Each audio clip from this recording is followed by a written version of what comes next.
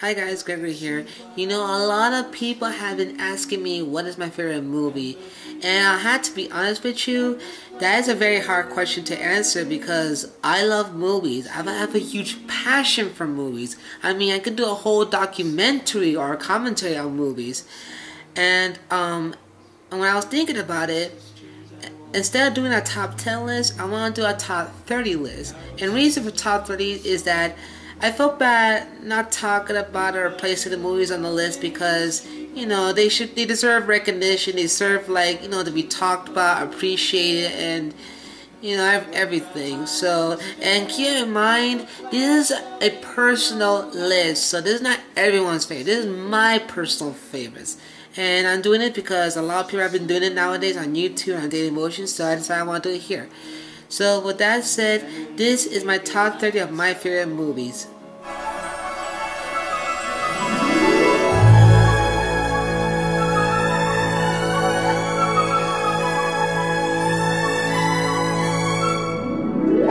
Number 30. The Fellowship of the Ring. For all the Lord of the Rings films, The Fellowship of the Ring is one of my favorites. I mean, yeah, sure, I like The Two Towers, The Return of the King, but honestly, I like The Fellowship of the Ring more than the other two, simply because it makes you feel like you're going on an adventure, and Peter Jackson did a great job showing that. The cast is awesome. Elijah Wood did a pretty good job as Frodo.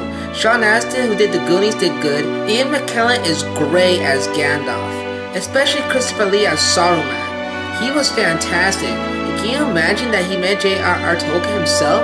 That is amazing. With great action, good moments, good characters, and excellent music, this is a great beginning to a great story. Nothing else to say but Lord of the Rings.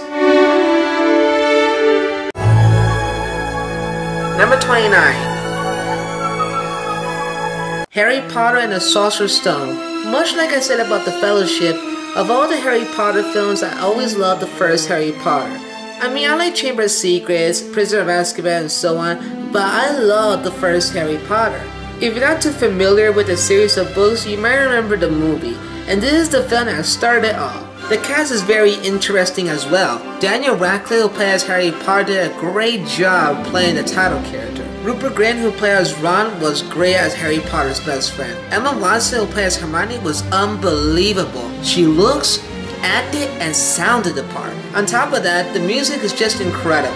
John Williams really brought Harry Potter to life, and this is one of his best work, right next to E.T. Looking back at it, it still holds up really well, and it really transported me back to Hogwarts in my youth. With a good cast, good actors, and a good director, Harry Potter and the Sorcerer's Stone is, in my opinion, one of the best of the Harry Potter films, and it still continues to be one of my favorites.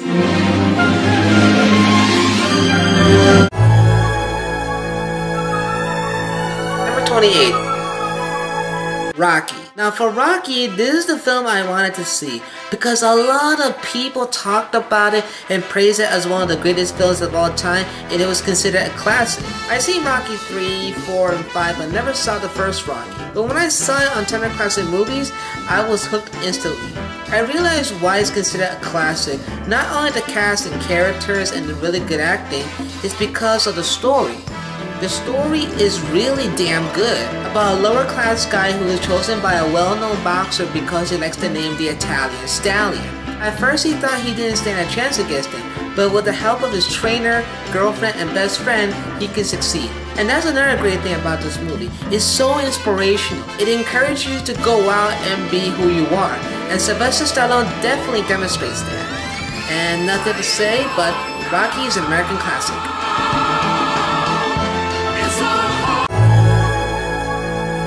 Number 27.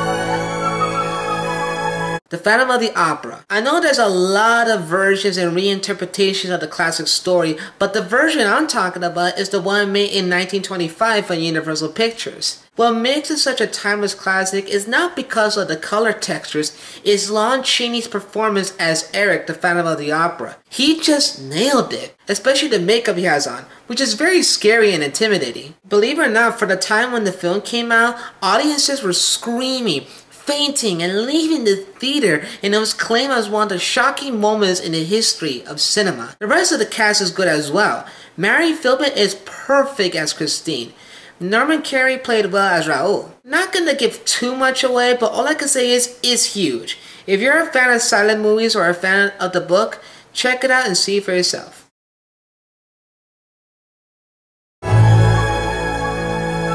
Number 26. Safety Laughs. Here's a movie that has a ton of laughs. Personally, I like Harold Lloyd and his films. Sailor Moon Man, awesome. Girl Shy, wonderful. Safety Laughs is incredible. I think Harold Lloyd is one of the early geeky characters that came out from that time. He's so funny. Every time I see him on screen, it always bursts me with laughter. It has one of the best slapsticks and visual humor, especially the famous clock scene. I remember watching it on TCM when I was 6, and looking back, it holds up really well. This movie is a ton of fun to watch with great laughs. If you haven't seen this movie, check it out. You won't be disappointed. Number 25. 2001: A Space Odyssey. Much like Rocky, this is the film I always wanted to see. I was in the 7th grade when I heard and discovered this movie. And when I finally saw it years later, I fell in love with this movie. But I learned when the film came out, it received mixed reaction from people, whether people love it or hate it. For me, I love it. I love the stories, I love the characters, the acting, and the visuals are just unbelievable. I'll say this, the segments I like in this film is The Dawn of Man and Mission to Jupiter. Both of these segments are very well told in their own unique way. Not going to spoil the ending, but it's one of those endings that allows you to draw your own conclusion. So, 2001: Space Odyssey is a great film, and it continues to be one of Stanley Kubrick's best work.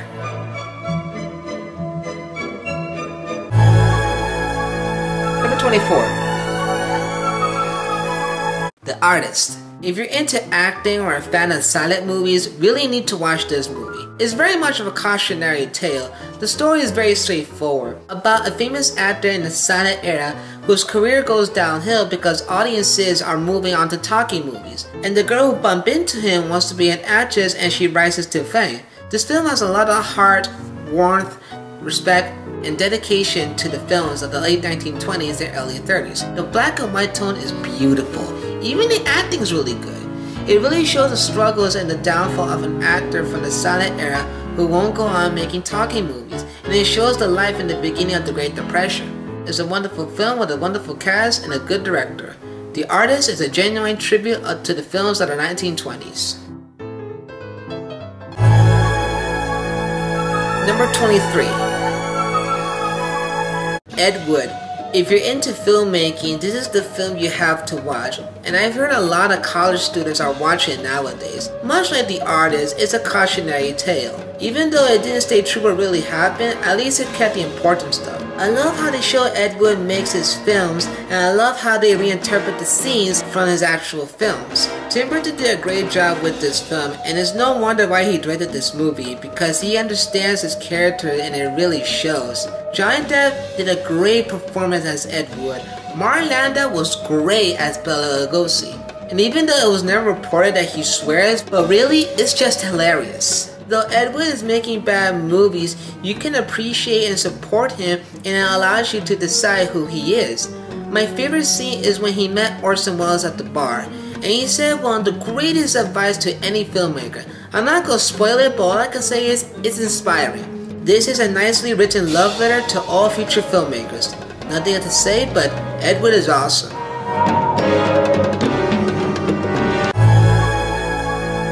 Number 22. The Little Princess. I want to say that growing up, I was never into Shirley Temple's films. It never really got my interest, and I never found anything special about her. But when I saw this film, it really got me interested in watching one of her films. This is the film I really like from her. I was 17 when I saw this. I love the premise, I love the characters, and I love how seriously it takes itself. It's really depressing for a Shirley Temple picture when you look at it, but it's Shirley Temple's character that pulls us through with her innocence, warmth, and courage. I also found out that this film is public domain. I guess the 20th Century Fox never released it because of rights issues. I don't know. But whatever the reason, it has happy moments, sad moments, depressing moments, harsh moments, and uplifting moments. The Little Princess is a great film. This is Shirley Temple's last box office success, and in my opinion, this is one of Shirley Temple's strongest work. If you haven't seen this film, go to Google or YouTube and give it a watch.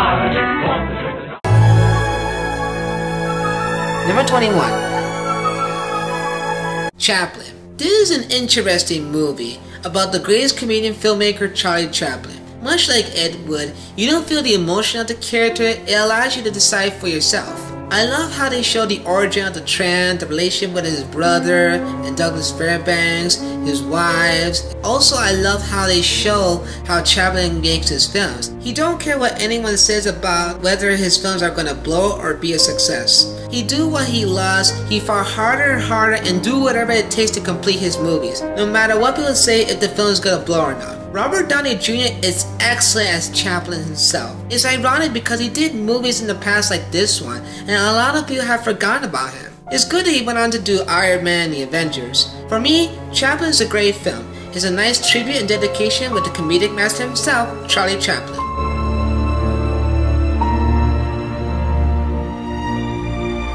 Well people, this concludes my part 1 of my top 3 of my favorite movies. Tune in part 2, we will continue with number 20.